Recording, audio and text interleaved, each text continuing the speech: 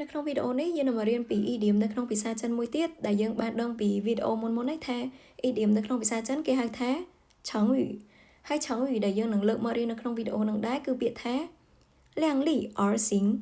ចឹងពាក្យថា量力而行មានន័យថាម៉េចយើងមកមើលអត្ថន័យនៃពាក្យមួយៗទាំងអស់គ្នាចឹងពាក្យថា量នេះមកពីពាក្យថាហឹង量ឬក៏គូជីដែលមានន័យថាប៉ាន់ស្មានឬក៏ថ្លឹងថ្លែងហើយពាក្យថាលីនេះមានន័យថា能力ឬក៏力气ឬក៏条件ដែលមានន័យថាសមត្ថភាពឬក៏កម្លាំងឬក៏ភាពខ្លាំងរបស់យើងហើយពាក្យថា R នេះគឺជាលៀនឈឺដែលមានន័យថា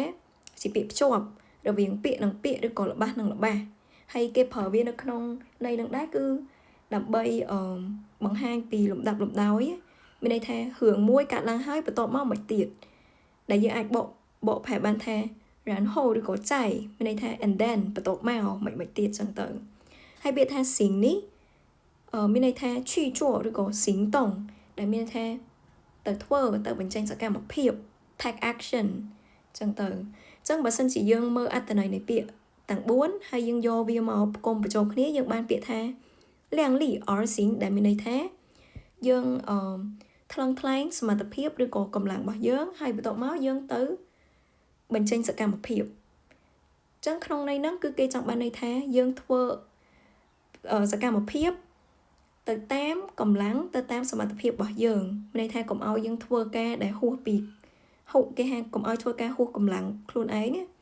ចឹងយើងមកមើលឧទាហរណ៍ដើម្បីឲ្យងាយយល់ទាំងអស់គ្នាចឹងឧទាហរណ៍ទី1凡事要量力而行不要给自己太大压力មានន័យថា凡事នោះមានន័យថារឿងគ្រប់យ៉ាង in everything នេះរឿងគ្រប់យ៉ាងរឿងអីក៏ដោយយើងត្រូវថ្លឹងថ្លែងពីសមត្ថភាពរបស់យើងហើយបន្ទាប់មកចាំទៅធ្វើកុំដាក់សម្ពាធលើខ្លួនឯងខ្លាំងពេកយ៉ាលីមានន័យថាសម្ពាធហើយយើងមកមើលឧទាហរណ៍ទី2ទាំងអស់គ្នា选择目标要量力而行才能走得稳走得远មានន័យថានៅពេលដែលយើង set goal នៅពេលដែលយើងដាក់គោលដៅអីមួយចឹងទៅយើងត្រូវថ្លឹងថ្លែងពីសមត្ថភាពរបស់យើងអញ្ចឹងទៅយើងអាចគេហៅថាទៅយើងអាចដើរបានឆ្ងាយហើយដើរដំណើររបស់យើងហ្នឹងគឺវាមានលំនឹងវ៉ាន់នេះមានន័យថាមានលំនឹងអញ្ចឹងនៅក្នុងន័យនឹងដែរឆឹងវាមួយហ្នឹងគឺគេចង់ប្រាប់យើងថាធ្វើអីក៏ដោយយើងត្រូវមើលទៅលើសមត្ថភាពរបស់យើងកុំធ្វើការឲ្យហួសពីសមត្ថភាពអញ្ចឹងទេវានឹងផ្ដល់ជាសម្ពាធហើយយើងអាចធ្វើទៅបានឆ្ងាយទេហើយក៏យើងអាចសម្រេចគោលដៅរបស់យើងបានដែរបើសិនជាយើងធ្វើអីដែលហួសពីសមត្ថភាពរបស់យើងខ្លាំងពេកអញ្ចឹងខ្ញុំបានឲ្យឧទាហរណ៍អ្នកនរគ្នាដល់ទៅ2អីចឹងអ្នកនរគ្នាអាចយកពាក្យថា